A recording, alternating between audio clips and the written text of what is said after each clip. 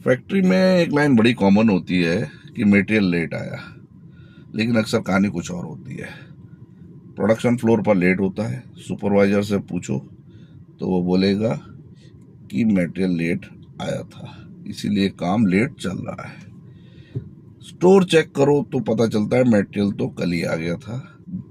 कभी जीआरएन हो चुका होता है, कभी मटेरियल रैक पर पड़ा होता है, लेकिन प्रोडक्शन प्लानिंग लेट डिसाइड होती है। कौन सा ऑर्डर पहले चलेगा, कौन सा बाद में, और फिर ब्लेम मटेरियल पर चला जाता है। रिजल्ट, मशीन आइडल हो जाती है, प्रोडक्शन स्टार्ट लेट होता है और ऑर्डर का लीड टाइम बढ़ जाता है, और धीरे धीरे फैक्ट्री में एक बिलीफ बन जाता है मटेरियल हमेशा ही लेट आता है, जबकि एक्चुअल प्रॉब्लम कहीं और होती है। सच यह है, प्रॉब्लम मटेरियल की नहीं होती है, प्रॉब्लम होती है प्लानिंग क्लैरिटी की।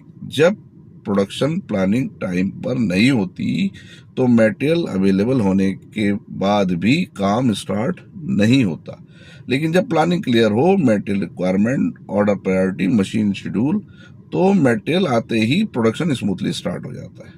फैक्ट्री में डिले अक्सर मटेरियल से नहीं, प्लानिंग से होती है, और इसी तरह की रियल सिचुएशन पर बात हो रही है इस सीरीज में, फैक्ट्री की सच्चाई। मैं पुनीत कुमार, 20 साल मैन्युफैक्चरिंग फ्लोर पर देखा है।